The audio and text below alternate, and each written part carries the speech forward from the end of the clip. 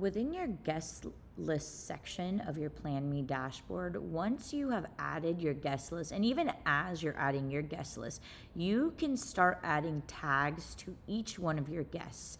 Groomsman, bridesmaid, girl's side, boy's side, John, out of state, in state, first tier, second tier, whatever sort of tags you want to add to each individual person, you can do so on PlanMe. Let me show you how.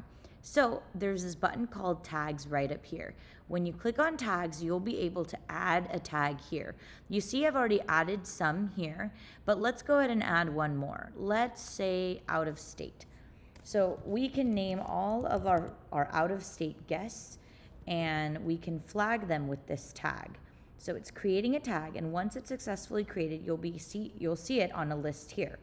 So when I go to my guest list here, I can go ahead and make Olivia Spencer an out-of-state guest. How would I do that? When you scroll right to left on Olivia Spencer's name within the guests functionality, you'll see there's a tag section up here. You can add any tag to Olivia Spencer's name. So she already has a first tier tag. I'm going to go ahead and delete that, and I'm going to add another tag here. So add, and I'm going to make her an out-of-state guest. And so now when you add this out-of-state tag to all of your guests that have it, you can filter for just those guests in your guest list if there's something specific you need to filter for.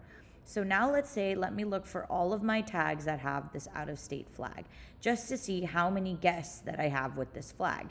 Looks like there's 3 guests that have this out-of-state tag, and it looks like their RSVPs are coming in, and they have not answered any of the questions that I've added to their invite.